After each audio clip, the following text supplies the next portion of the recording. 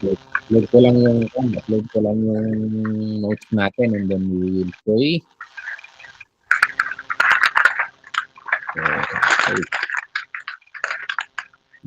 Sige,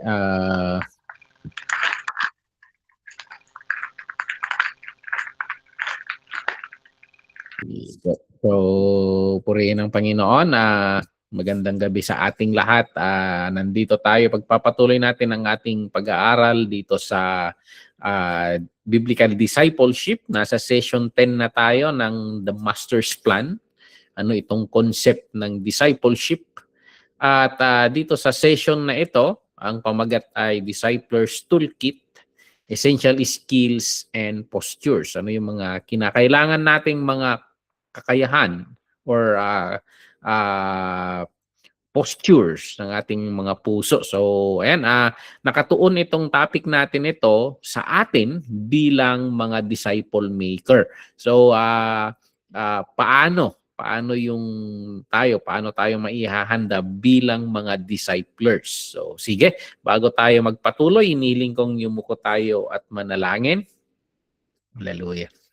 Lord, maraming salamat sa gabing ito na sa pamamagitan ulit ng aming session, Lord, dito sa online class ay may pagpapatuloy namin, Lord, ang aming pag-aaral regarding the concept of discipleship. Gamitin mo, Lord, ang aming lesson na ito, Lord, para mas maunawaan namin kung ano yung kagustuhan mo regarding, Lord, sa paghubog ng ibang mga mananampalataya to becoming your disciple. Bless mo ang mga lessons namin, Lord.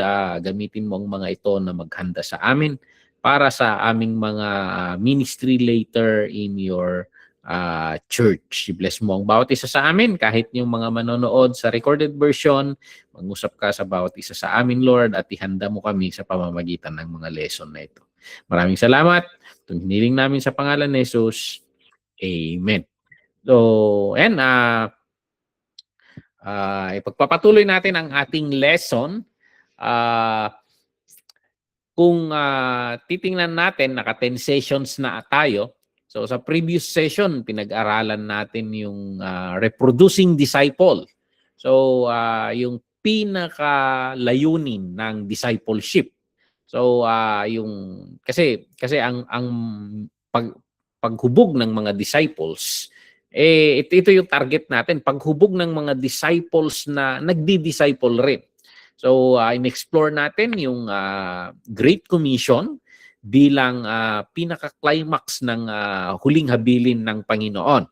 So, sinundan natin yung 5 stage na landas mula sa yung pag-imbita, yung come and see, hanggang sa go and bear fruit. So parang sa pag-attract, coming and seeing, hanggang sa pagtungo sa going and bearing fruit. So yun yung pattern ng or pathway, 5 pathways of discipleship. So sa lesson natin yun, na-discover natin yung multiplication. Yun yung pinaka-disenyo ng Diyos when it comes to discipleship, that we multiply ourselves. And hindi lang tayo tinawag para maging disciples, kundi maging disciple makers rin na nagre-reproduce. So yun yung pinag-aralan natin nung nakaraan. So yung session na yun, sinasagot noon yung tanong na ano ang pinakalayunin ng discipleship? So yun yung sinasagot natin nung nakaraan. Pero ngayon naman, pag-aaralan natin yung transition. So, mula doon sa vision, doon sa simula, patungo tayo sa destination. So, uunawain natin kung ano yung kailangan or dapat nating gawin at kung bakit mahalaga. So, ayan, ang katanungan naman na parang sasagutin natin ngayong gabi sa hindi process of discipleship, sa di-disciple natin, paano yung actual na gagawin natin? Paano yung actual na pagdi-disciple? So, ayan,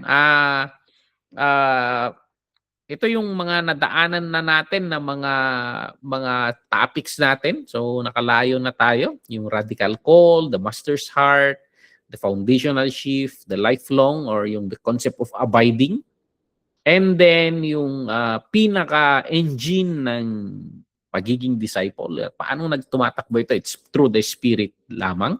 Pinag-aralan rin natin yung concept of suffering, yung greenhouse, the importance of the church, at yung core curriculum na ang pinakapunto lang ng pagdi-disciple is that learning how to obey.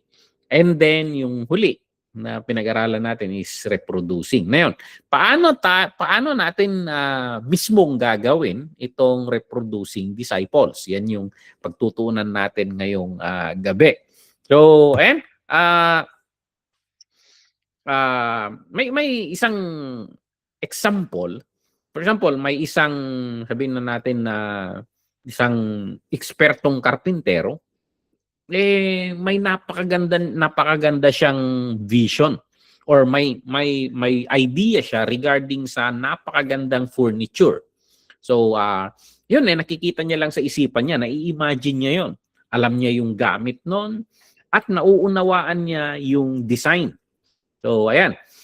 Ngunit kahit napakaganda ng design niya, napakaganda ng idea niya, kung wala yung mga tamang tools at yung kakayahang gamitin yung mga tools na yon, yung idea na yon nananatiling nasa imagination niya lamang.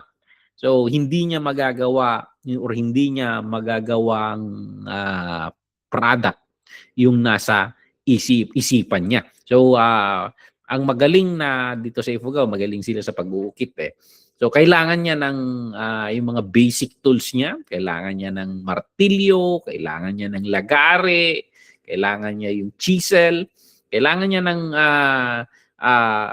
yung matagal na experience sa paggamit ng mga kasangkapan na yon.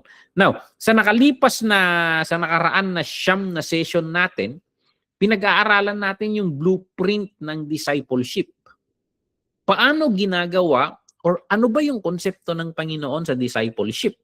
So, pinag-aralan natin yung theology nito, pinag-aralan natin yung pinaka-heart ng discipleship at yung process. So, ayan, nakita natin na ang pinaka-pangunahing kasangkapan dito is yung soul na made in the image of God. So, ayan, meron yung pinaka magandang intention natin, makita nawa natin itong mga souls na ito, mga tao na ito na hinubog sa wangis ng Diyos na maging kagaya rin nila si Jesus Christ. So, parang remolding the human into the form of Jesus Christ, the perfect one.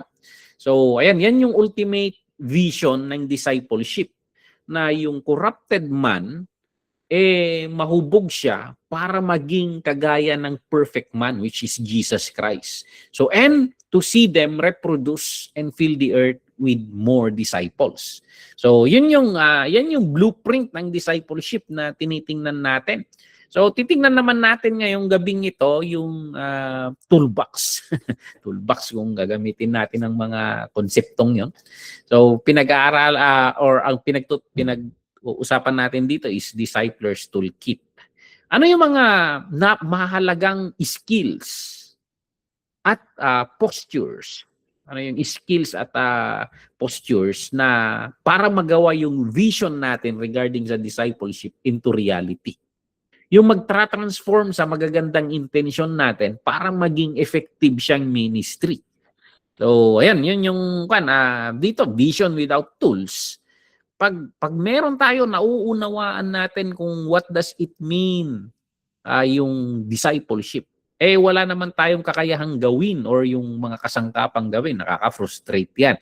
So, ayan, meron ka namang mga kakayahan, meron kang mga tools, pero wala kang or meron kang mga kasangkapan, ngunit wala kang kakayahan, delikado rin yan. Sabi nga nila, skill without character, nagiging manipulation. So maraming mga relihiyon na ganyan. So magagaling sila, pero wala yung character na Christ-like character. So minamanipula lang nila yung mga dinidisciple nila. So kailangan natin yung parehong skill and character. Yan yung tinatawag natin na skill and posture or character. Sige. So magpatuloy tayo. So kailangan yung balanse.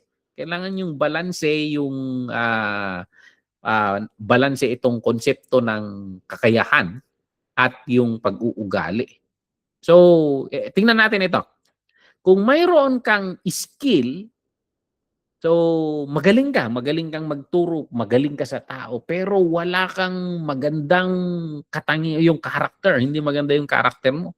Magre-resulta ito sa manipulation, imamanipula mo lang yung mga tao, hindi mo maiiwasan dahil magaling ka, wala kang character, babagsak ka sa pride, magiging toxic yung mga relationship mo, kasi wala yung number one dito character. So of course, hindi rin natin babaliwalain yung skill. So tingnan naman natin dito. Meron kang character, maganda yung pag-uugali mo, tama yung intensyon ng puso mo, pero wala ka namang kakayahan para maghubog ng disciple, ang resulta nito magiging ineffective yung ministry mo. Ma-frustrate ka kasi hindi makakamit yung mga layunin mo.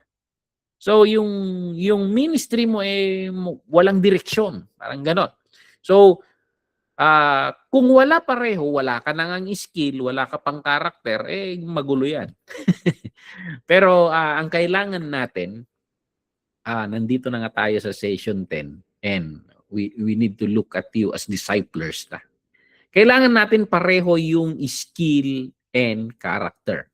So pag meron kang pareho nito, yung skill at magandang pag-uugali, healthy, fruitful yung disciple making mo. Healthy and fruitful yung disciple making mo. So napakahalaga nito. Napakahalaga. So ayan,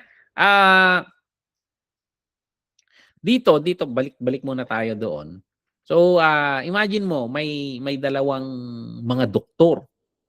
Yung una napakagaling niya, technical skill, napakagaling niya, talagang dalubhasa when it comes sa kanyang expertise or yung specialization niya. So yung knowledge niya, years of training and experience, so nasa kanya lahat tong doktor na ito. Pero wala siyang compassion. Ang pagtrato niya sa kanyang pasyente parang mga objects lang. So sinasabi nila yung mga fear niya, hindi niya pinapakialaman yan. Parang wala siyang pakialam, hindi niya iniintindi yung emotions ng mga pasyente niya. So, pag ganun yung doktor mo, magaling lang, pero wala siyang pakialam sa'yo, parang he does not care, ang iniisip niya lang, ikikita, gusto mo bang yun yung doktor na mag-o-opera sa'yo? So, hindi siguro. So, imagine naman natin ang isang doktor. So, napaka-compassionate niya. Napaka-compassionate niya. Talagang he genuinely care. Nakikinig siya sa iyo, sa mga fears mo. Kapag pag sinasabi mo yung mga fear mo bago ng operasyon, hinahawakan pa niya yung kamay mo to comfort you. So, ayan. Napakagaling niya. Napakagaling ng karakter niya. Parang hindi lang siya doktor, kundi hindi lang siya doktor, kundi parang pastor siya. Pero kahit ganun yung karakter niya, hindi naman siya magaling sa operasyon. So parang ganon, mabait lang siya pero hindi magaling sa operasyon. So hindi niya napag-aralan yung paano mag-opera, mga ganon. Gusto mo rin bang mag-opera yun sa'yo? So of course, matatakot ka rin doon. Kaya even in discipleship making, in discipling, kailangan nating pareho yun. Yung skill in doing the ministry and the character of Christ na mapasa atin sana. Tingnan natin yung model ni Jesus Christ. Kasi pagdating sa discipleship making,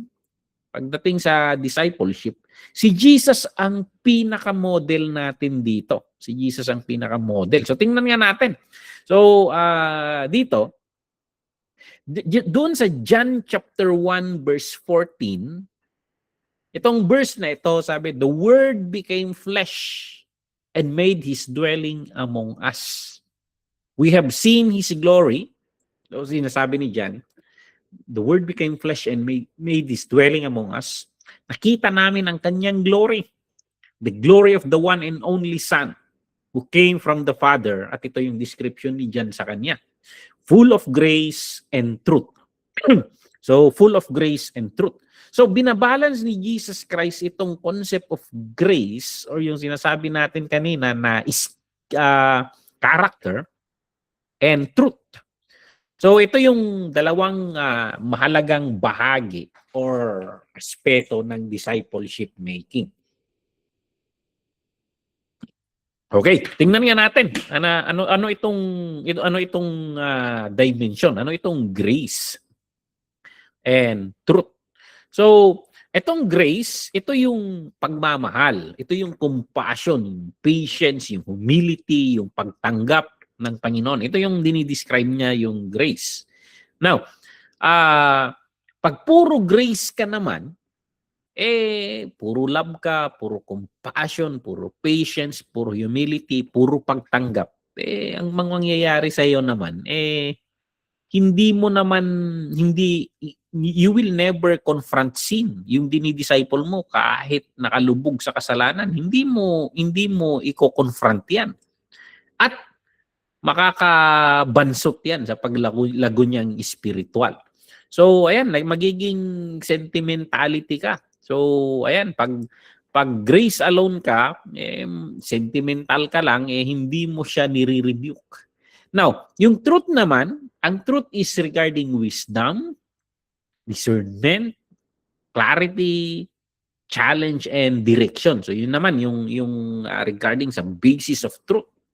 Now, kung yun lang naman ang nasa iyo, you will never comfort.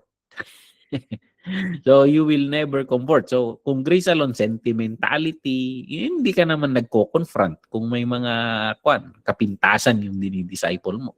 Pag puro truth ka naman, harsh yung mabagsik kang mag-rebuke, and hindi ka marunong mag-comfort. So, parang ganun, laging duguan yung mga dinidisciple mo. So, dito sa grace alone, soft ka, pero walang nangyayari. Binibaby mo lang sila ng binibaby and they will never grow in their faith. Sa truth lang naman, sharp ka nga, pero mapanira naman. Mapanira naman. Kung titingnan natin si Jesus, he balanced itong grace and truth. So si Jesus Christ, on how he minister, puno siya ng compassion. Compassionate siya in his ministry and clear yung pagmi-minister niya. Malinaw yung tama at mali. Malinaw ang kasalanan at malinaw ang katuwiran. So ayan, balanse siya. Mapagmahal siya and at the same time may direction. Kaya nga sabi niya sa babaeng caught in the act of adultery, sabi niya go and sin no more. Go and sin no more. So he has love, but he gave also direction. Wag mo nang ulitin yan. Sin no more. You have a good start. So parang ganon. And si Jesus is always, dahil nasa kanya pareho yung grace and truth, he heals, and yung growth ng mga dinidisciple niya sumusunod doon. So tingnan natin ito. May we follow the pattern of the Lord Jesus Christ. Ang key insight natin dito, bilang isang discipler, dapat lumalago tayo sa parehong dimension. Yung dimension of grace and dimension of truth. Kailangan natin yung puso ng isang shepherd. At kailangan rin natin yung skill ng isang surgeon, isang doktor. So compassionate tayo, malalim yung compassion natin, and then precise and careful action rin tayo. So parang ino-opera natin yung mga dinidisciple natin, pino-point out natin yung mga kapintasan sa buhay nila, yung mga errors nila, yung mga kailangang mabago sa kanila. So we need to balance yon. So as a discipler, we must grow in both dimensions. Okay? So, yan yung pinaka-example natin si Jesus Christ on that aspect. So, ayan. Ano ang goal natin? Ano yung goal natin? Dito, sabi dito, do your best to present yourself to God as one approved, a worker who does not need to be ashamed, who correctly handles the word of truth. We are called to be skilled craftsmen, the art of soul care. So, ayan, kailangan natin yung soul care. So, soul care, hindi lang binibaby yung soul, but actually parang we treat parang doktor sana. Inaayos natin yan, ginaguide natin yan, pinapattern natin yan after the pattern of the Lord Jesus Christ. Now, tingnan natin, pag-aaralan natin itong 3 essential postures. Ano itong mahalagang posture natin or character natin? Kung sino tayo bilang mga discipler. So, may mga 3 hindi sana nawawala ang character qualities na ito sa atin. Ito yung bumubuo kasi ng foundation ng bawat yung relasyon ng pagdi-disciple. So, hindi techniques ang mga ito na pwedeng pekehin. Ang mga ito ay virtues na kailangang i-cultivate natin. So, napakahalaga yung kung sino tayo sa kung anong ginagawa natin. So in the act of doing the ministry of discipling, napakahalaga yung katauhan natin, yung character natin. How can you disciple kung ikaw mismo hindi pa nahuhubog, hindi pa nadi-disciple? So ayan, may 3 dito.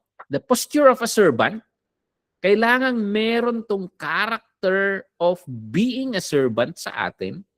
At pangalawa, the posture of authentic vulnerability, being open, and the posture of dependence, yung pagiging maaasahan. So iisa-isahin natin ito, and we will reflect on this. So tingnan natin yung ano itong posture of a servant. Ano itong posture of a servant? So may text tayo dito, say John. So, sa bawat isa nito, ang nire-reflect natin is either ang Panginoon or yung mga disciples, yung mga unang apostles, yung mga unang disciples ng Panginoon. So sa John chapter 13, verse 14 to 15, sabi ni John, now that I, your Lord and teacher, this is a red letters ito, words ni Jesus Christ, during the night na bago siya arestuhin, yung hinugasan niya yung paa nila. Sabi ng Panginoong Yesus sa John 13:14 to 15, now that I, your Lord and teacher, have washed your feet, you also should wash one another's feet. I have set you an example that you should do as I have done for you. Now, ang word na ministry, kasi ginagamit natin na terminology is ministry. Ang ibig sabihin lang ng ministry, kasi pang ministeryo, ang ibig sabihin niyan, service. So when you do ministry, ibig sabihin, you do service, you serve. So yun yung, si Jesus Christ, He came as a servant. He came as a servant. So ayan, yung gabing yun, bago siya mamatay, si Jesus, siya yung pinakamataas sa lahat. Lumikha ng sansinukob, siya yung master ng lahat. Kataas-taasan sa lahat. Sa gabing yun, kumuha siya ng towel, tapos basin. At saka hinugasan niya yung mga paa ng mga disciples. Yung sitwasyon dito kasi, yung mga disciples, nag-aaway-away sila. Parang iniisip na nila na darating na yung panahon na ang Panginoon iluluklok na bilang hari. Nag-aaway-away na sila kung anong posisyon nila sa katungkulan. So habang nag-uusap-usap sila kaugnay ng mga bagay-bagay na yon, biglang ang Panginoon na tinitingalan nilang hari ng mga hari, biglang lumapit sa kanila at hinugasan yung paa niya. Paa nila. So pati yung si Judas. So ayan, ito yung kung tutuusin, this is very vivid sa mindset natin kasi nakakagulat talaga ito na pagpapakita ng servant leadership. Alam niyo, dito sa mundo, ang leadership ay pagiging boss. Pero sa Bible lang na demonstrate na ang leadership is servanthood. So yan yung ibang concept sa Biblia. Leadership in the Bible is servanthood. So ayan, Yung nung panahon ni Jesus Christ kasi, yung paghuhugas ng paa, yan yung tungkulin ng pinakamababang alipin. So, ayan. So, pag may bisita sila sa bahay ng amo, ang way nila ng pag-welcome, kasi usually matravel yan ng malalayo, by foot ang pagbibiyahe. Siyempre, kinakapitan ng mga alikabok yung paa, pagod yung mga paa. So, parang yan, nag-iinit sila siguro ng tubig and hinuhugasan yung paa. Yan yung tungkulin ng pinakamababang uri ng alipin. So, sa panahon ni Jesus Christ, walang guro o rabay ang gagawa niyan. So, kaya dito, sa pamamagitan ng ginawa ni Jesus Christ dito, ni-redefine niya ang leadership. So parang ang ini-emphasize ni Jesus, nasusukat ang kadakilaan hindi sa kung ilan ang naglilingkod sa iyo, but kung gaano karami ang pinaglilingkuran mo. So sa pamamagitan niyan, ni-redefine ng Panginoon yung leadership. So yun, greatness is not measured by how many how many serving us, but how many we serve. So ayan, anong itsura? Anong itsura ng pagiging, the posture of being a servant? So ito, ikaw ang nag-i-initiate ng paglilingkod. Ikaw ang kumukuha ng mababang posisyon. Ikaw ang pumapasok sa mga magugulong bagay. So parang kahit maliliit na bagay kinukuha mo, maliliit na mga tungkulin. Minsan kahit sa church kasi pataasan minsan rin sa church . Pero ibalik natin itong konseptong inintroduce ni Jesus Christ na ministry is servanthood. So ayan, key question. How can I serve them? So tayo na mga nauna sa pananampalataya, actually what we do when we disciple is we serve the younger ones. Parang sa pag-aalaga ng bata yan. Tayong mga nauna, kapag inaalagaan natin yung mga kapatid natin na mas bata, that is serving. That is serving. So, yun. We serve them. So, parang ganun rin yung perspective pag naglilingkod tayo in the concept of discipleship. Okay, usad tayo sa pangalawa. Usad tayo sa pangalawa. Dito sa the posture of authentic vulnerability. Ano naman ito? Ano naman ito? So, may text tayo dito na pagbabatayan natin ng ating meditation sa 1 Thessalonians chapter 2 verse 8.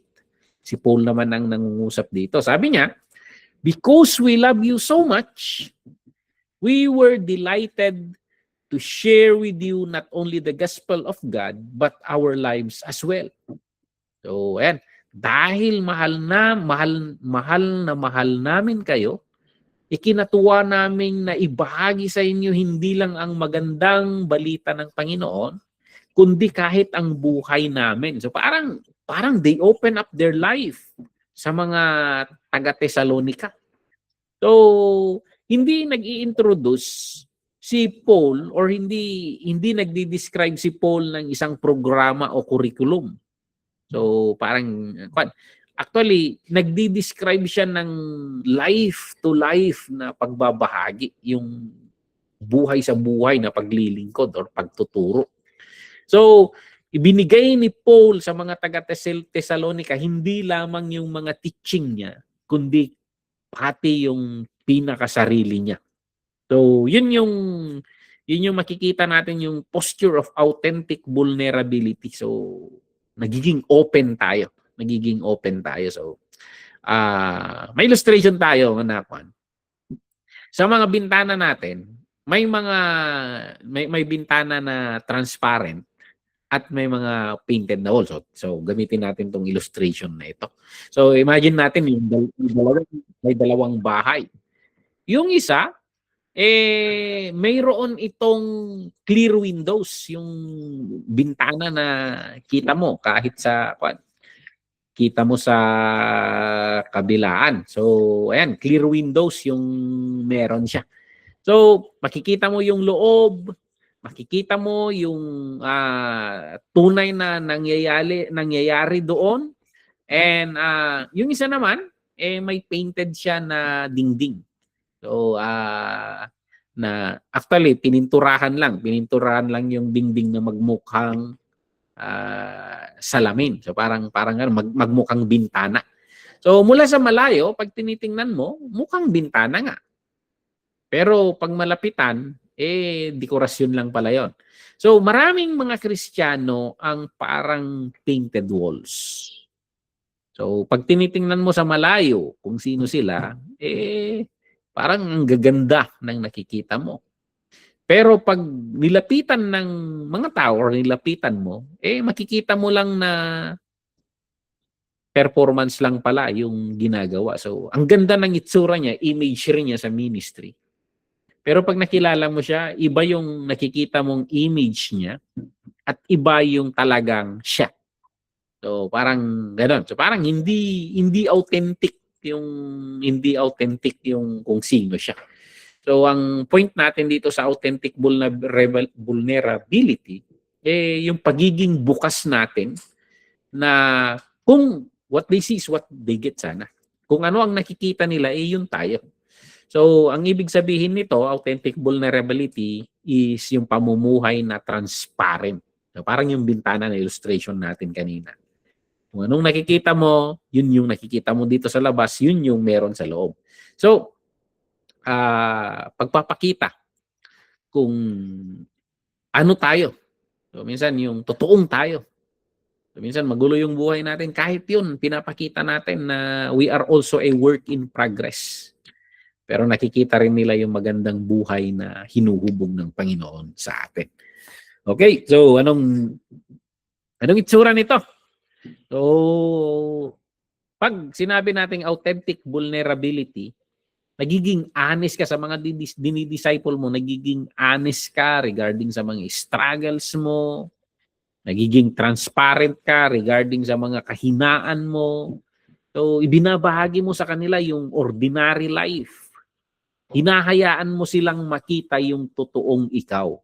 So parang yun yung punto ng pangalawang character na dapat meron tayo pag nagdi-disciple tayo.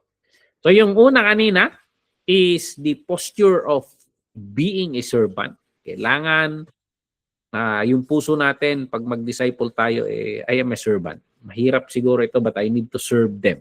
I need to work towards their towards their well-being. So, ayan. Yung pangalawa naman is authentic vulnerability. I need to be honest to them, to be open with them. I need to show them who I am. So, parang ganon. Parang ganon. So, yun yung pangalawang point natin. Bakit mahalaga ito? Bakit mahalaga? So, nakakalikha kasi ito ng yung pag nag-open up ka sa kanila, nakakaligha ito ng nakakaramdam sila na safe rin na maging open sila sa iyo. So, nanonormalize yung struggle. So, nakikita nila na hindi yung dinadaanan nila, dinadaanan mo rin pala. At nakaka-build ito ng trust between you ng i-disciple mo or dinidisciple mo. Okay? So, usad tayo sa pangatlong posture. Itong pangatlong karakter na kailangan or napakahalaga regarding sa disciple making. Itong posture of dependence. Ano naman itong posture of dependence? So doon sa John 15:5, ito atong verse na ito tungkol si Jesus Christ mismo ang nagsasabi nito noon. So sabi niya, I am the vine, you are the branches. If you remain in me and I in you, you will bear much fruit. Apart from me, you can do nothing. So, ang context ng verse na ito, kakatapos lang ni Jesus na hinugasan yung mga paa nila, yung illustration natin kanina. At malapit na siyang maaresto at papatayin. Tapos sinabi niya itong napakahalagang or pinakamahalagang truth na matututunan nila. Yung emphasis niya na kung wala siya, wala silang magagawa. So dependence. In discipleship making, kailangang nakasalalay tayo lagi sa Panginoon. Kailangan nakasalalay tayo sa Panginoon. Hindi ka makakapag-disciple ng sarili mo. We depend on the Lord Jesus Christ. So apart from me, you can do nothing, sabi dito. So, for example, si Kuya Francis siguro maraming tools yan, maraming power tools. Useless ang power tool kung walang kuryente, kung hindi nakasaksak. So, ayan, pwedeng napakamahal yan. Napakaganda ng disenyo yan. World class yan or sabihin na natin, stateside. So, pero kung walang kuryente, walang gamit yan. So, tayo, mga tools tayo na dinisenyo ng Panginoon. So, power tools sana tayo. Pero kahit ano yung skill natin, kahit ano yung meron sa atin, kung wala namang empowerment sa atin, wala rin lang. What's the point? So actually, the Holy Spirit is the one empowering us. So mag-depend lang tayo sa Holy Spirit. So ang trabaho natin is to stay connected with the Holy Spirit. So ayan. So paano ba ang itsura nito? The disciple making. So ayan, pag magdi-disciple tayo, may mga tuturuan tayo. We always pray before, during, and after. Diba? Sabi ni Paul, pray without ceasing. While we do ministry, we pray.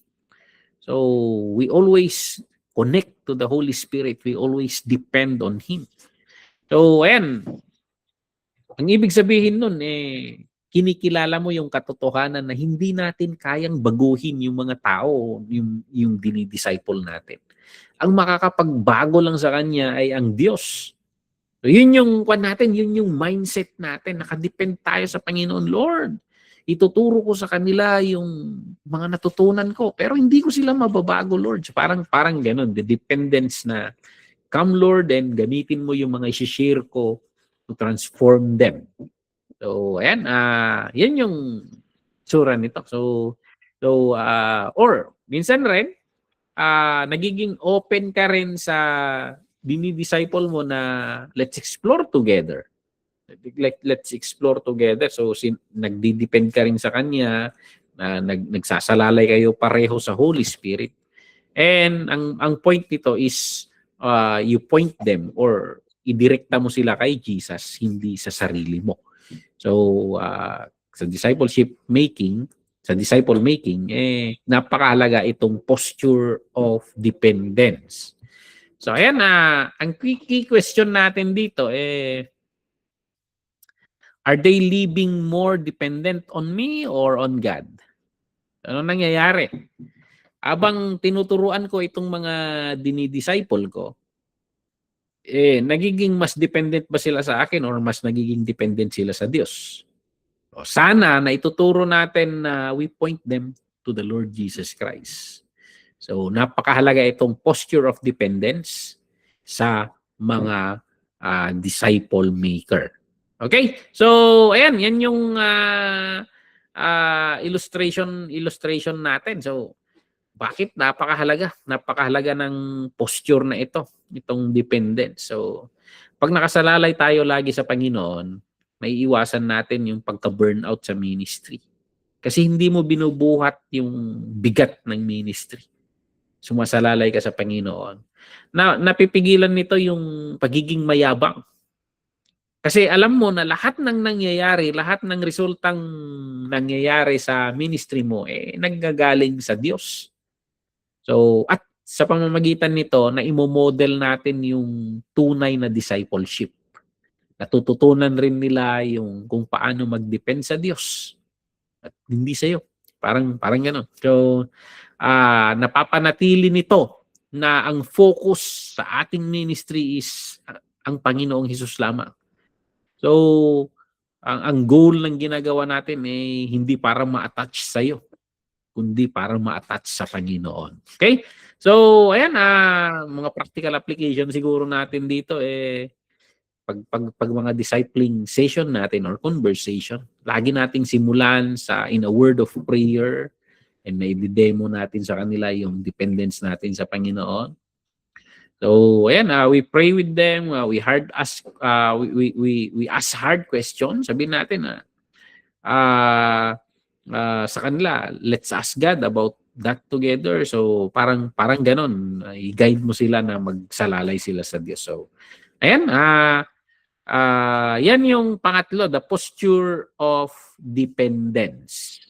Now, usad naman tayo sa skills. So yung tatlong binanggit natin kanina, the posture of being a servant, the posture of authentic vulnerability, and the posture of dependence, that is on the area of character. That is on the area of character. Now, in discipleship making, gaya ng punto natin kanina, hindi lang character ang kailangan. Kailangan rin natin ng skills. Okay? Kailangan rin natin ng skills. And may 4 na skill na kailangan nating hubugin na para sa ministry of discipleship. And ito yon. So, ang pinakamahalaga kasi kung sino tayo. So, parang gano'n. Paano natin gagawin ito? Yung 4 na napakahalagang skills sa discipleship. So, una. So, itong essential skills. What you do. So, ayan. Ito yung gagawin natin. So, may mga practical na natututunan na kakayahan para mapalago natin yung mapabilis natin yung paglago ng iba. So napapractice ito, nade-develop and namamaster sa paglipas ng panahon. So yung una is the skill of the art of asking powerful question, yung marunong kang magtanong. So ayan, minsan kasi sa discipleship making puro tayo pasalita, puro tayo paturo. So, kailangan rin yung skill na yung pagtatanong. So, paano ba yung concept nito? So, ang concept nito, ang layunin mo bilang discipler, hindi para maging dispenser ng sagot. Na lahat ng tanong, may kasagutan ka. Kundi, ang goal mo dito, ang layunin mo, maging question asker ka. So, parang tatanong ka. So, na yung mga tanong mong yun nagpro-provoke sa kanila or nagbubunsad sa kanila ng self-discovery. So, ayan, nagfo-force sa kanila na mag-meditate. So, ayan, Proverbs 20 verse 5, sabi doon, the purposes of the person's heart are deep waters, but the one who has insight draws them out. So, ayan, yung may insight daw, inailalabas niya yung mga malalalim na bagay mula sa puso ng isang tao. Kung titingnan natin ang halimbawa ni Jesus Christ, napakagaling ni Jesus Christ dito in throwing good questions. Sa Matthew 16 verse 15, yung tanong niya sa mga disciples is, who do you say I am? Anong background nito? Matthew 16:15. Nasa isang lugar sila. Tapos, ang tanong ni Jesus Christ, anong sinasabi ng mga tao tungkol sa akin? So, ayan. Sumagot yung mga disciples niya. Sabi nila, ikaw raw si Elias. Sabi ng iba, ikaw raw ay propeta.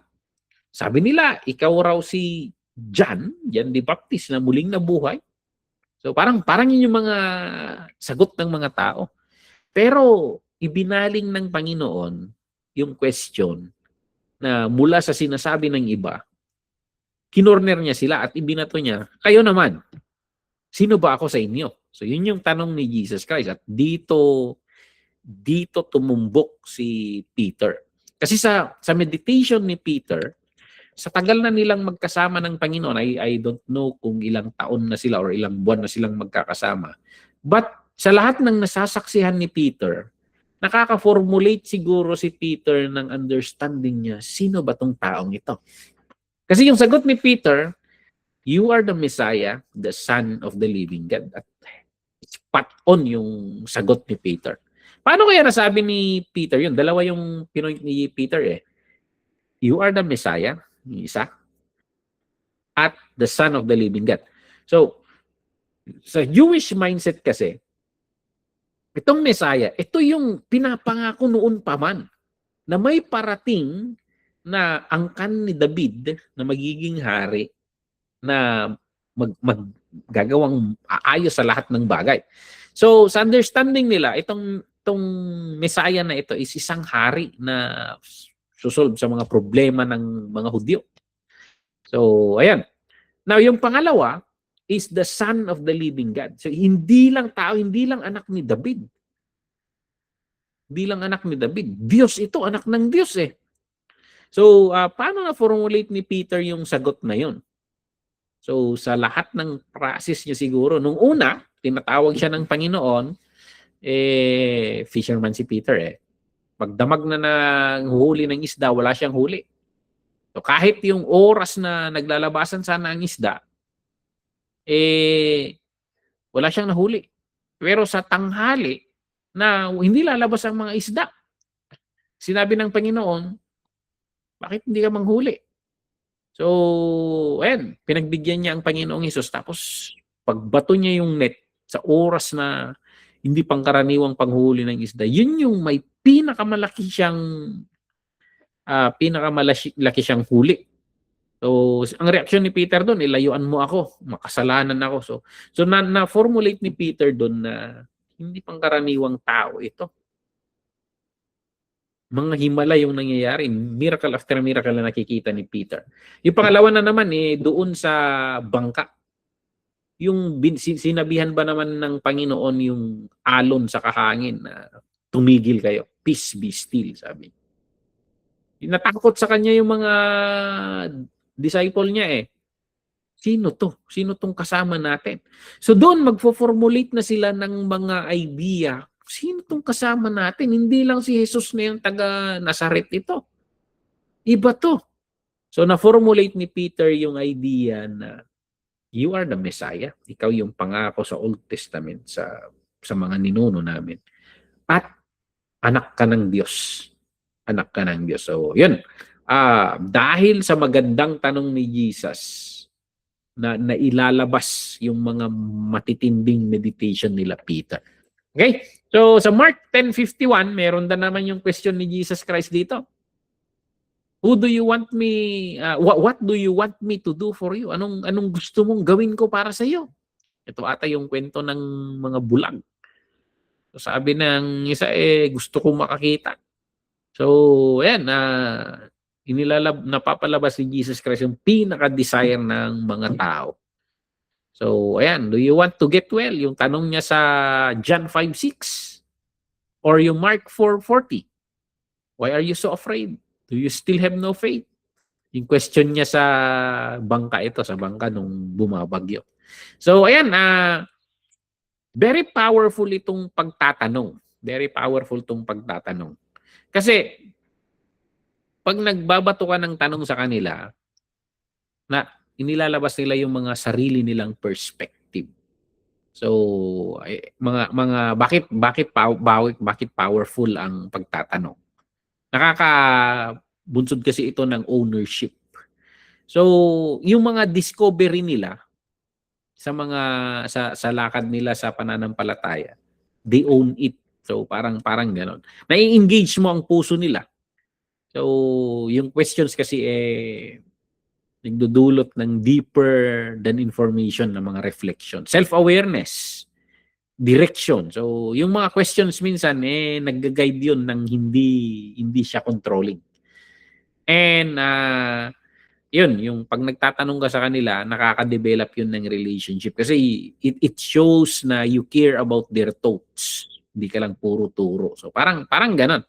So, yan yung una. Di napakahalagang skill yan sa pagdi-disciple. So, anong mga pinagdadaanan mo? So, anong mga challenges mo sa may mga struggles ka ba sa pananampalataya? So, you throw questions na it will bring them to personal things. So, yan. So, bukod sa asking powerful questions, so, ayan, yung pangalawa naman yung active listening. Paano tong active listening? So, ayan,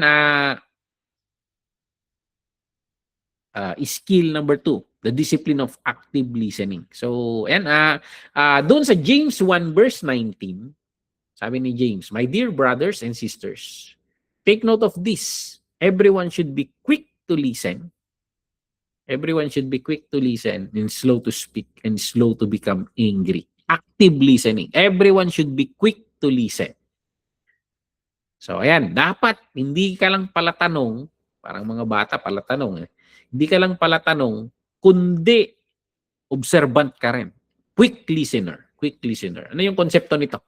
Ang pakikinig kasi, hindi lang paghihintay sa pagkakataon mong magsalita. Ito ay aktibong disiplina ng yung paghahangad na maunawaan mo yung puso behind sa mga salita. Pag nakikinig ka, bakit niya sinasabi ito? So, parang ganon. So, parang dinidecode mo sila. So, ayan, yun yung binasa nga natin sa Proverbs kanina. Parang yung balon na malalim. So, mahirap yung mga unang sinauna kasi, yung ngayon kasi gripo eh. Jetmatic na nga ngayon. Jetmatic. Tapos ngayon, electronic pump na.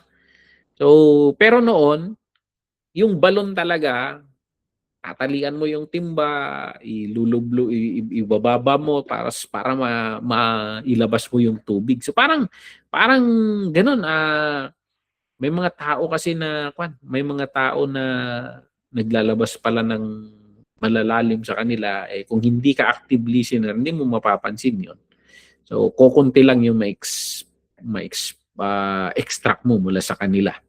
So yung active listening, yung ibig sabihin nito binababa mo ng maingat yung timba mo para mas maunawaan mo yung mga tao. So ayan, you can go where they are.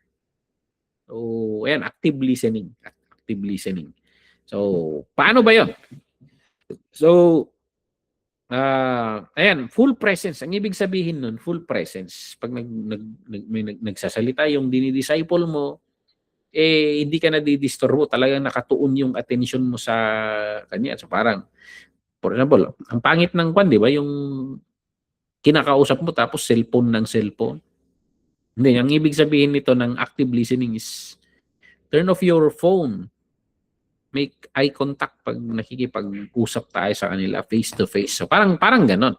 So or reflecting back. So parang sandali, ano yung sinabi mo? So ano yung sinasabi mo ulit? So, parang ganon. Pakipaliwanag nga, parang mararamdaman ng dinidisciple mo na you are interested.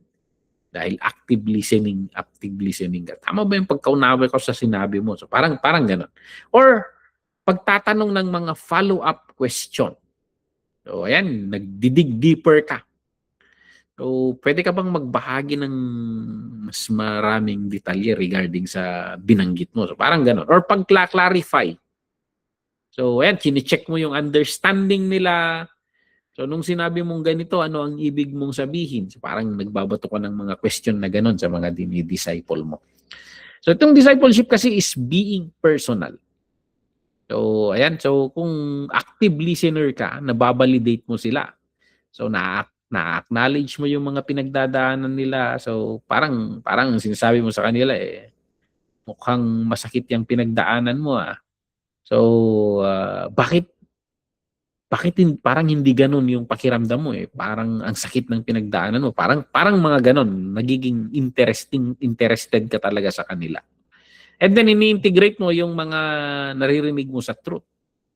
So, ayan, parang ganun. So, yung active listening, nade-develop yan. So, ayan, may acronym dito. Sabi ko, mahaba ito So, i-acronym ko ng practice. PR, hindi ko na nailagay sa PowerPoint ito. Yung acronym ng practice. P is for presence. So, kailangan yung paano maging active listener. P is for presence. Tabi mo lahat ng distraction. Ang focus mo sana ay nasa kanya lang. And then R is for reflect. So, ayan. Pag nilay-nilayan mo yung sinabi niya. So, ito ba ang ibig mong sabihin sa sinabi mo? Reflect. And then A, PRA, pra, ask. Pwede bang magbahagi ka pa ng mas maraming impormasyon sa binanggit mo? Ask. And then C is for clarify. So pra, P, presence, reflect, ask, clarify. Nung sinabi mong ganito, anong ibig mong sabihin? You clarify. You clarify. And then T is for test. So, ite-test mo. So, ito ba ang ibig mong sabihin? So, ite-testing mo kung kwan. I, P-R-A, practi. So, integrate. Connect to God's truth gently. Then, ipapasok mo sa mga verses. So, may mga kwentong kahawig niyan doon sa Biblia. So, parang integrate. And then, C is communicate. So, yan, magkwentuhan na kayo. So, magpasalamat ka sa kanya. Thank you sa pagbabahagi mo yan sa akin, sa pag-share mo sa akin. So, practice. And then E is encourage. So, I'm praying for you in this. So, yan. Kasi pag naging discipler ka, minsan, pag naging willing na magpa-disciple yung isang tao sa'yo, minsan parang nagiging counselor ka nagiging dapayo ka. Lalo na pag nag-open up sila ng mga problema nila. So, parang ganon. So, yan yung isang role kasi ng discipler. So, ayan, active listening. Active listening. So, ayan, yan yung pangalawa. Punta tayo sa pangatlo. Para, anong oras na? 10:30 na. So, ayan, pangatlo. The gentle correction. Yan. Gentle correction. The ministry of gentle correction. Alam nyo, maraming mga tao na, grabe yung mga nagdi-disciple na grabe naman kung makapambara. So parang gano'n. So sa Galatians 6 verse 1, sabi ni Paul, brothers and sisters, if someone is caught in a sin, you who live by the Spirit should restore that person gently. Sabi ni Paul. You should restore that person gently. Pero may babala si Paul, but watch yourself as you also may be tempted. So yung concept ng gentle correction is yung loving rescue.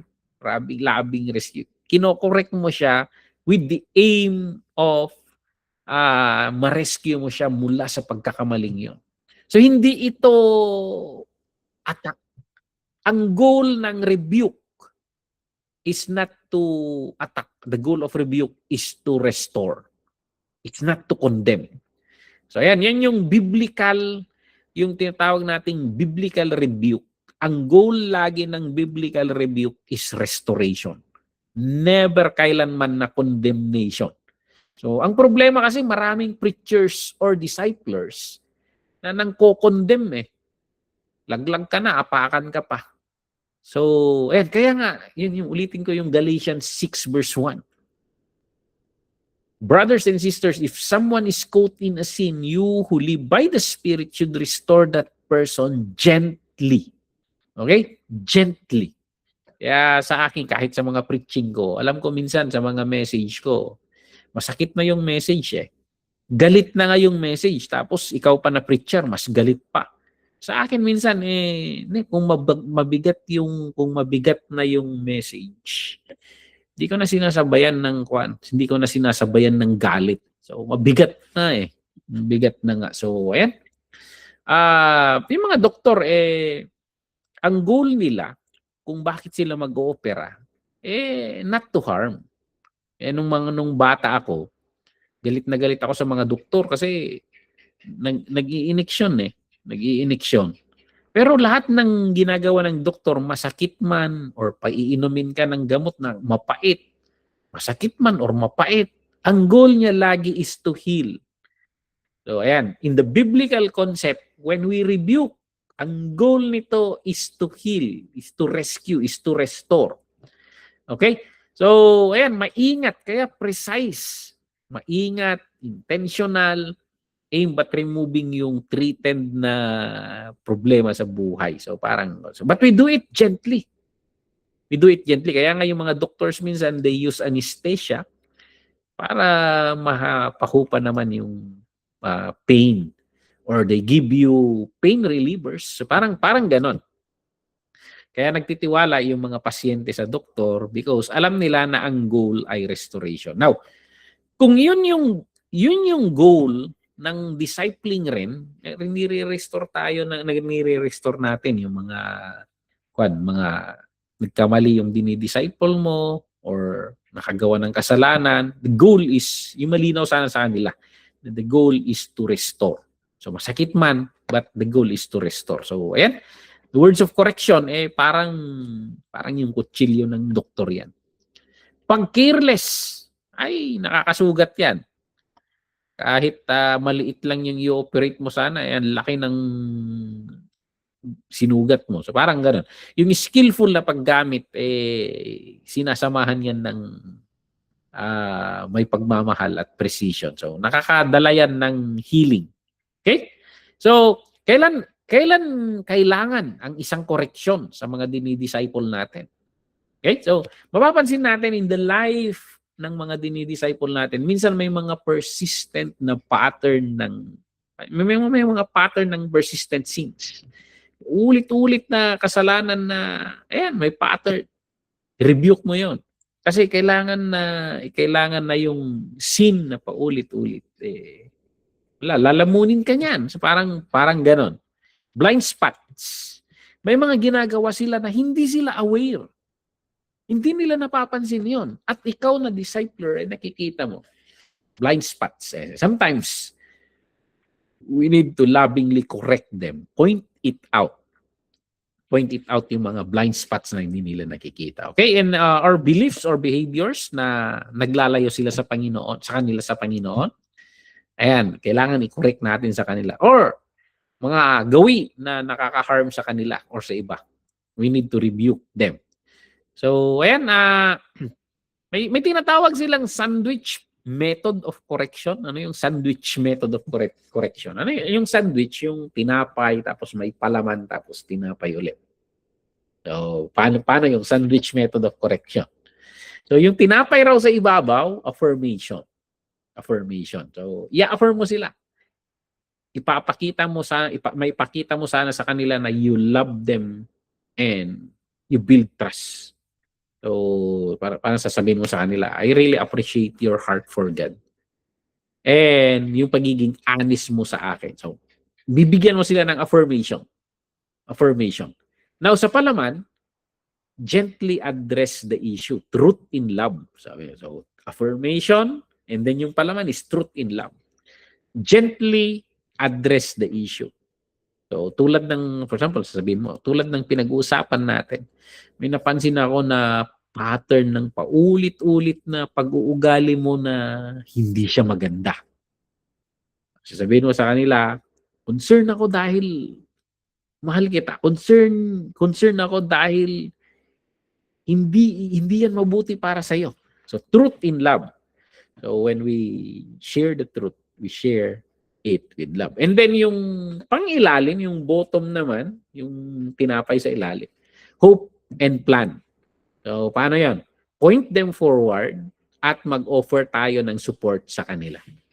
So, yan. Pwede mong sabihin sa kanila, naniniwala ako na gusto ng Diyos na palayain ka mula dyan sa bagay na yan. So, ano yung pwede mong gawin para maiwasan mo yung bagay na yan kahit sa linggong ito? So, pwede ba nating pag-pray natin yan? So, ayan, parang ganon. So, top is affirmation. And then, singitan mo ng truth in love. And then, yung bottom is hope and plan. So, pagpakita ka ng pagmamahal, build trust, gently address the issue, and then point forward and offer support. So, yan yung sandwich method of correction daw na sinasabi nila sa pagko-correct. So, ulitin ko muli. Pag discipler ka, para kang counselor. So, para kang nagbibigay lagi ng counsel sa mga and you guide them towards yung growth. So, ayan yan yung gentle correction, yung pang-apat. punta tayo sa pang-apat para matapos na. The wisdom of setting boundaries. So, ayan. Paano tong wisdom of setting boundaries? So, sa Proverbs 4 verse 23, sabi doon, above all else, guard your heart for everything you do flows from it. Yung concept ng setting boundaries, isa kang disciple maker. Hindi ka savior. Okay? Disciple maker ka, hindi ka savior. Yung boundaries, ipinoprotect niyan yung relationship mo. Yung mismong soul mo. At yung paglago ng ibang tao. So, ayan. So, dapat alam mo yung boundary. Kasi minsan, maabuso rin yun. Disciple maker ka lang, hindi ka savior. Lahat naman na, ikaw na. Hindi. May mga boundaries rin na ilalagay mo para maprotektahan mo yung relationship ninyo at yung mismong soul mo. So, at mabantayan mo yung growth ng ibang tao. So, for example, dito yung lifeguard. Yung lifeguard. So, ang trabaho ng lifeguard, nagliligtas yan ng mga nalulunod na pumupunta sa nagsiswimming. So, ayan. Pero yung lifeguard, alam niya yung kaibahan ng pag-rescue ng isang taong nalulunod at yung pag yung paghatak nila sa kanya. So kung nagpapanik yung nagsiswimming, humawak siya sa lifeguard and then ilulubog naman na niya yung lifeguard. So yung lifeguard, kailangan niyang itulak yon. The lifeguard must break free para maligtas sila pareho. So parang ikaw kasi na disciple maker, parang spiritual lifeguard. So pumasok ka sa buhay nila, naging discipler ka para tumulong. Para mag-rescue. So, pero kailangan mong panatilihin naman yung distance and strength para makapagligtas ka. So, ayan, kung hahayaan mo sila na hahatakin ka, pareho kayong malulubog. Pareho kayong malulubog. So, napakahalaga yung setting of boundaries. Setting of boundaries. So, ayan. Reason. Bakit kailangan mag-set ng boundaries? Para maiwasan yung burnout. So, minsan, lagi naman laging lahat naman na ibinubuhos sa'yo. So, parang ganun. Wala ka ng oras sa pamilya kasi parang ikaw na lang lahat, ikaw na lang lagi. So, parang hindi, there's a time for everything. So, parang ganun. So, parang pinapasok naman na nila lahat yung boundaries ng buhay mo. So, ayan, para ma-prevent yung burnout, you need to set boundaries. So, ang discipleship sessions natin is ganito lang. So, ayan, hindi pwedeng lagi-lagi. So, maintain clarity. Na-maintain kasi natin pag may mga na-set na boundaries, na-maintain natin yung clarity. So, alam nila yung expectations nila, alam mo rin yung expectation mo. And na-protect ng setting boundary yung codependency. So, hindi sila magiging dependent sa'yo. Okay? Hindi sila magiging dependent sa'yo. So, ayan, magmo-model kasi yung boundaries ng healthy living. So, yung maayos na pamumuhay. So, natututunan rin nila yung mag-set ng kanilang sariling boundary. And na-honor ng pag-set ng boundaries yung iba mong responsibility. Okay? So, may mga ibang, hindi ka lang disciple maker. May pamilya ka rin. May trabaho ka rin. May church. May church ka rin. And may sarili ka ring soul. Okay? So, mahirap yung pinanghihimasukan nila lahat. So, ayan, hahatakin ka naman na sa problema. You just guide people. Magsiset tayo ng boundaries. So, ano yung mga uri ng boundaries na pwede nating gawin or pwede nating itakda bilang mga disciple maker? So ayan. Una siguro is the time boundary. Protect your schedule. Protect your schedule. Pag nagdi-disciple ka, 1 oras lang or 1 hour 30 minutes.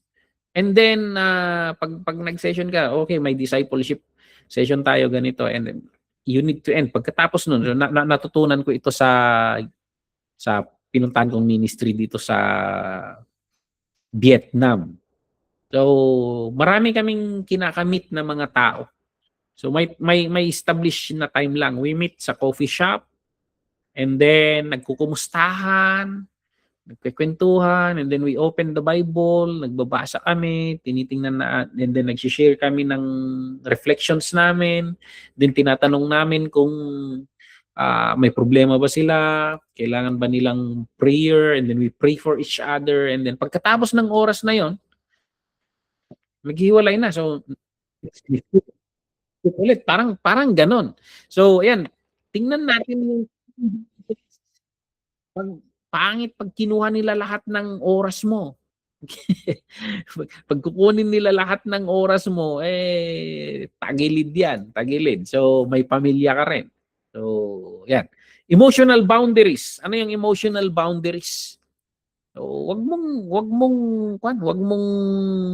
pasanin yung hindi mo naman pasan-pasan sana. So, ayan, meron yung nadadamay ka na sa mga problemang ino-open nila. So, parang naging problema mo na rin. So, yun yung minsan. So, magtakda rin tayo ng emotional boundaries. So, ayan, kailangan natin itakda yon. And then, scope boundaries. Hanggang saan yung pwede mong saklawin. Hanggang saan yung pwede mong saklawin. So, stay on your area lang. Doon ka lang mananatili. So, ayan. Hindi naman, kasi pwede kang mag-counsel, pero iba talaga yung professional in that area. Iba talaga yung professional in that area. Okay? So, ayan, beyond na siguro ng ability ko yan, sabihin mo. So, matutulungan kita pero may qualified na pwedeng umasikaso sa bagay na yan. So, parang ganon. Parang ganon yung bahaging ito. Okay? So, ayan, sandali lang. Okay, responsibility boundaries. Tignan rin natin itong responsibility boundary. So, dapat alam rin nila yung pananagutan nila, responsibility, their own growth. Sasamahan kita, pwede mo sabihin, sasamahan kita, I'll walk with you. Pero hindi ko pwedeng gawin yung gawain para sa'yo. So, ayan. And availability boundaries. Protect your margin. Okay? Hindi, pag disciple maker ka, hindi ka available 24/7. hindi ka call center. So, magre-respond ako sa iyo within within 48 hours or 1 day or 2 days. So, parang ganon. So, magtakda tayo ng boundaries kapag nagdi-disciple tayo. So, ayan. Medyo overwhelming tong topic natin. Ang daming kailangang i-cover dito kasi disciple making na Disciple making na. Okay, so natalakay natin yung asking powerful questions, active listening, gentle correction, and setting boundaries. So napakahalaga niyan sa pagdi-disciple. Now, sa disciple maker's lens, paano gamitin itong lahat ng napag-aralan natin? Paano gamitin yan? So, dapat matutunan natin itong mag-diagnose muna bago mag-prescribe. So, huwag tayong mag-assume na alam natin yung problema. Gumamit tayo ng mga question, makinig tayo para makaunawa tayo, maunawaan natin yung totoong issue. So, ayan. And then, match your method to the moment. So, ano yung mga method na gagawin mo? So, titingnan mo yung ano yung magandang For example, new believer yung kausap mo. Ang new believer, kailangan niya ng maraming affirmation. Mga basic na pagtuturo. So parang ganon. Pag ang kausap mo naman hindi naman new believer, pero na-stuck siya sa kasalanan, so ang anong kailangan mong gamitin yan? Yung gentle pero firm na correction. So yung gentle rebuke. So parang ganon. Pag ang kausap mo naman weary siya or discouraged person. So ang tamang tool mo diyan yung listening and encouragement. Okay? Pakikinig, pag-i-encourage yun. Yung pag ang kausap mo naman nahaharap sa isang matinding desisyon. So magtanong ka ng mga questions. Tulungan mo silang i-process yung sitwasyon. Okay? So kung ang kan mo naman, ang kaharap mo naman yung hindi naman problemado, ready to lead, so yung excited sa ministry, empowerment, release. So parang ganon. So and keep your tools sharp. So ano yung mga pinakamahalagang tool mo? Ang pinakamahalagang tool mo yung sarili mong soul. So kasi you cannot give what you do not have. Pag hindi ka masaya, hindi ka makakapag-minister sa mga malulungkot. So parang ganon. Ways to keep you sharp, keep you sharp yung soul mo. Always maintain your abiding in Christ, yung pananatili mo kay Kristo. So manatili ka, magstay ka sa mga community na find a church na may accountability ka. Patuloy kang matuto at lumago sa iyong pananampalataya. Keep on learning, keep on learning. So ayan, go to church. Regular na examine ng puso natin. So yan yung keeping your tools sharp. And pang-apat, work in the power of the Spirit. Ito yung point natin kanina na dependence. So ayan, the most skilled na doktor hindi niya magagawa yung heart transplant kung wala yung walang kuryente at ilaw sa operating room. So parang ganoon. Dependent tayo sa Holy Spirit. Kailangan natin yung empowerment ng Holy Spirit sa ginagawa nating ministry. So ayan, bago ka papasok sa discipling conversation, manalangin ka muna. Sabihin, Lord, give me wisdom. Turuan mo ako kung anong sasabihin ko. At kung ano ang hindi ko sasabihin. Sabihin mo, Holy Spirit, gawin mo yung tungkulin mo sa puso ng taong ito. Hipuin mo ang kanyang puso. Tulungan mo ako na mahalin sila gaya ng pagmamahal mo. So, ayan, panatilihin mo ako sa tamang landas. So, parang ganon. So, ayan. Summarize natin and then we will end. So, ayan. May postures who you are.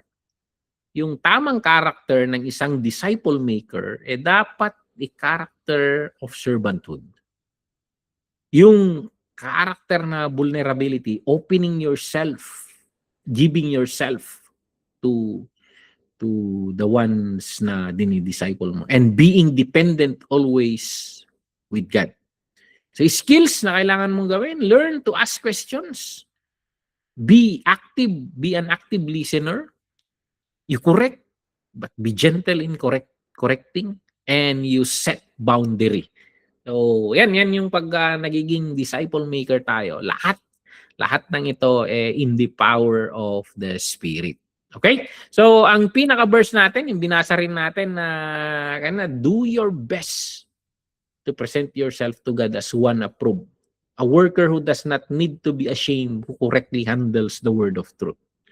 So, sa pagiging disciple maker, let us prepare ourselves. Sabi dito, do your best to present yourself. I-prepare natin yung sarili natin na para maging qualified tayo, isang worker na kumpiyansado. So, may kumpiyansa. So, when it comes to handling the word of truth, tama yung paghawak niya ng mga salita ng Panginoon. So, that is our lesson for today. Paano maging isang disciple maker? So, yan patterns lang yung mga yan. Yan, pero that is just our guide natin yan para sa mas magandang discipling. But of course, nagbabago-bago ang sitwasyon kasi iba-ibang tao ang mga nakakaharap natin. Okay, so ito yung lesson natin ngayong gabi. So, may mga questions ba kayo or something na you need to clarify? So, tunog ng tunog tong kwan. So, ayan, we will end here. And kung may mga tanong kayo, you just send it sa ating chat group and I will answer you there. So, isi-send ko itong link ng ating video recording and kahit yung material natin para you can do your own review. Okay? So, yan, hinihiling kong yumuko tayo at manalangin. Hallelujah. Thank you, Lord. Sa mga napag-aaralan namin ngayong gabi, maraming salamat, Lord, for entrusting the work of ministry sa amin. This is your work, O God. Pero maraming salamat, Lord, that you call us to do your work.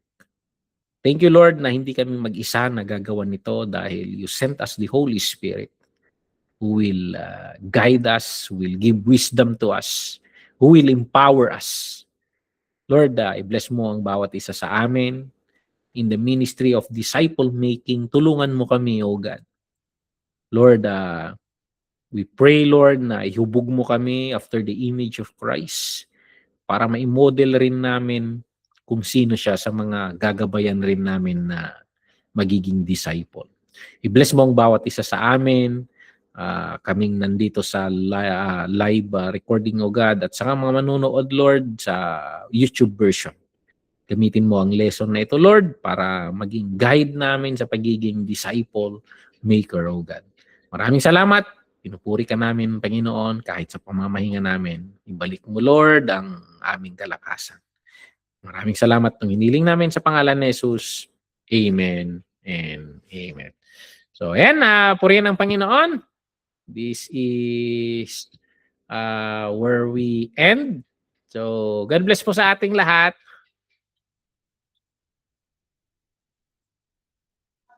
Good night, Pastor. God bless po.